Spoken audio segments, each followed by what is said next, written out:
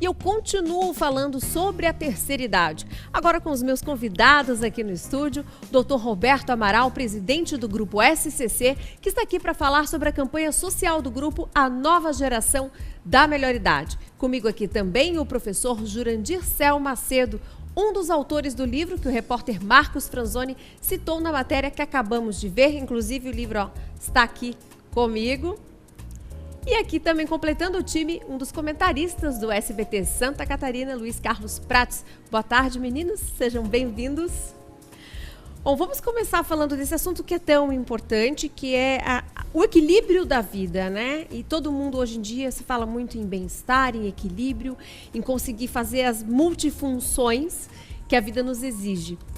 Vou começar com o Dr. Roberto, falando dessa campanha do SCC, tão interessante, que a gente já trouxe aqui no SBT e você, a nova geração da melhor idade e da palestra. Doutor Roberto, é uma responsabilidade falar sobre o tema, mas o senhor também vive com maestria essa questão do equilíbrio para tocar a vida e ser feliz em vários âmbitos, em vários segmentos. Isso até porque eu pertenço a essa categoria de idosos, então posso falar com propriedade. Mas o SBT Santa Catarina, o SCC, faz uma campanha, tem uma bandeira social a cada ano. O ano passado nós tivemos todos contra o alcoolismo. E esse ano estamos com a nova geração da melhor idade. Mostrar o protagonismo dessa nova geração, o protagonismo desse público, desse segmento da sociedade que está cada vez mais numeroso, né? E que nós temos acompanhado a pirâmide demográfica, ela tem mostrado que cada vez mais ficamos mais tempo mais jovens, né? O homem do século XIX, com 40 anos, 40, 50 anos, estava velho, né? O do século passado, século XX, 60 anos. E nós vemos que o homem do século XXI, para ficar idoso, vai aos 80, né? Então ficamos muito mais tempo jovens.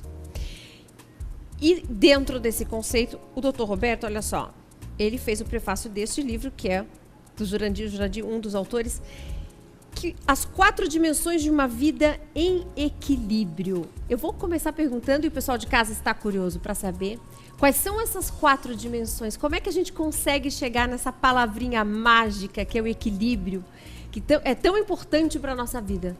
Bom, primeiro vamos pensar em equilíbrio. Esse equilíbrio é um equilíbrio dinâmico, é diferente do equilíbrio estático. Esse equilíbrio estático todos nós vamos encontrar um dia, infelizmente, o dia que a gente morrer. Hoje o nosso equilíbrio é um equilíbrio com desequilíbrios, é como um equilibrista de pratos, sempre tem um prato que está quase caindo. Nunca todos eles estão em perfeita sincronia, então a gente precisa olhar para essas 4 dimensões. E nós, junto com a Denise Rios e o Martim Iglesias, que escrevemos esse livro, nós começamos a pensar como viver bem os 30 anos que a medicina proporcionou à nossa geração. Quando eu nasci em 1961, a minha expectativa de vida era de 51 anos. Hoje, quando eu olho numa tábua de mortalidade, vai para 79 anos. São quase 30 anos que a minha geração ganhou. A nossa geração aqui, dos 3, que nós ganhamos. E aí nós pensamos que para viver bem esses 30 anos, a gente precisa cuidar de 4 grandes dimensões da nossa vida. Primeiro é o capital físico, nosso corpo, né? Esse capital é muito importante. As pessoas geralmente sabem como fazer, mas muitas vezes não dão a devida atenção para ele. O segundo capital é o nosso capital social, são as relações. Isso é muito importante. Pesquisas têm demonstrado que pessoas que se relacionam bem, que têm bons grupos de amizades, boas relações familiares, conseguem ter uma expectativa de vida aumentada em quase 10 anos. Então nós começamos a discutir essa ideia de você ter boas relações, da importância dos amigos, da importância da família, como a gente se dedica a isso. Muitas pessoas acham que amigo vem de graça, que família vem de graça. Não, amigo e família custa caro, a gente precisa se dedicar para fazer isso. O nosso terceiro capital é o capital financeiro.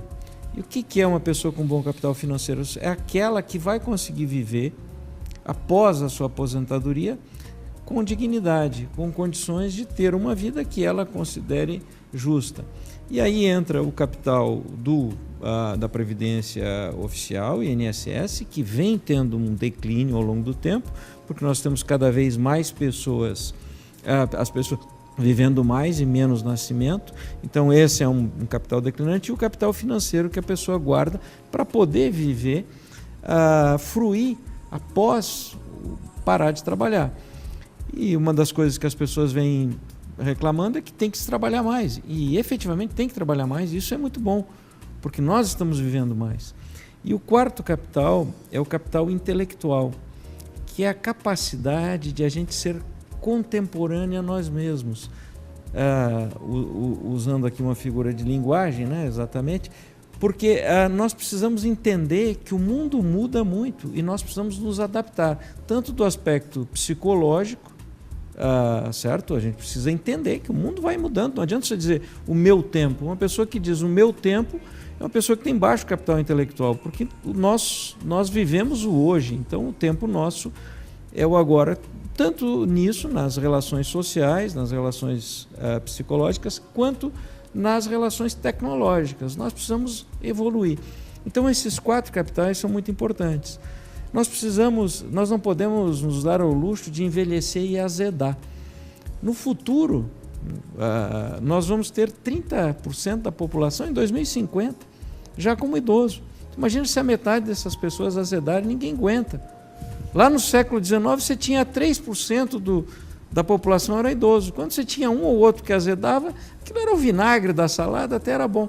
Hoje não dá mais, então a gente precisa cuidar para a gente se manter, né, uma pessoa interessante mesmo ficando velho. Prates. Olha, Ele falou uma pessoa interessante. Eu acho que, independente dos anos irem passando, 50, 60, 70, 80, 90, 100, e a gente conhece pessoas com 100, que o papo é fantástico, não dá para descuidar da mente e não dá para parar de motivar essa mente, né? De ativar esse raciocínio. Bom, a medicina está aí para provar inúmeras técnicas e coisas para a pessoa estar se mantendo ativa, para até não dar brecha para doenças de memória, por exemplo. A central de comando aqui precisa funcionar sempre e precisa estar sempre antenada, inclusive com as novidades, né? eu gosto muito de uma frase galponeira que diz que a velhice é um causo sério que a vida nos conta sem rir. É verdade, porque a velhice nos aproxima do prazo de validade que todos nós o temos, sem saber exatamente quando este prazo será vencido. Por isso que viver do futuro é um equívoco, abrir a janela para o passado é um erro imperdoável, e o princípio budista do aqui e agora seria o da saúde. Mas eu também sou freudiano. Freud deixou muito claro que até os 6, 7 anos, mais tardar, estabelece-se, molda-se, todas as características moldam-se da personalidade. E que depois desta idadezinha, vinha aquilo que ele chamava de compulsão à repetição. Então, o velho vai ser o que foi a criança. Se a criança foi birrenta, chata, desagradável, chantagista, como a maior parte das crianças, o velho vai ser exatamente isso. Agora há pouco, abrindo o livro Equilíbrio, lá pelas tantas eu li o nome de Marco Aurélio Dias da Silva. Eu sou apaixonado por este cara. Este médico pernambucano escreveu um livro que todos devem ler, chamado Quem Ama Não Adoece. Ele explica, pela psicologia, todo o surgimento das moléstias do corpo físico. Então, o que é amar? Amar a Maria, o Pedro? Não. Amar uma causa, uma bandeira, um ideal, um sonho existencial. Isto preserva a saúde, o entusiasmo emocional, a longevidade e a felicidade. Vírgula. Mas é para bem poucos. A maioria é encrencada. E esta encrenca vem da primeira infância, da cultura que foi dada à criança e mais daquilo que geneticamente ela traz, independentemente da vontade. Nós somos um mistério em relação ao futuro. Doutor Roberto, para a gente conseguir as conquistas em outras áreas, a questão financeira, ou mesmo a gente trabalhar até quando Deus permitir, como o Prates às vezes diz nos bastidores, a gente precisa cuidar da saúde, né? Porque de repente as pessoas se desligam tanto de cuidar da saúde. Não custa fazer aquele check-up, não custa estar atento a um sintoma, porque se você não cuida da mente, o corpo vai, de alguma maneira, em algum momento, dar uma resposta. Mas, fundamentalmente, essa questão da saúde é lugar comum, né? O livro do Jurandir, do Iglesias e da Denise nos mostra, e nós adotamos a ideia, se abraçamos até que fomos honrados em fazer o prefácio dessa edição, né, é que não é só a saúde. Precisa os 4 capitais, as 4 riquezas andarem em equilíbrio e junto, porque, veja bem,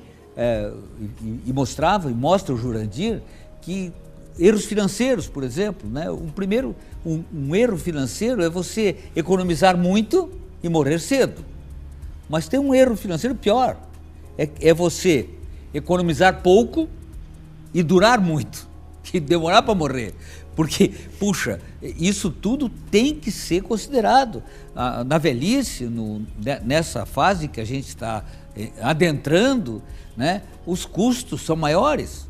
É o custo de remédio, custos de cuidadoras daqui a pouco, os cuidados que se tem que ter com o idoso, né, é necessário também o financeiro, é necessário que a família esteja em volta, então é necessário o social. É necessário que o idoso saiba mexer com o WhatsApp, com os Facebook. Por quê? Porque ele tem que ser um contemporâneo, como diz o Jurandir, um contemporâneo do seu tempo.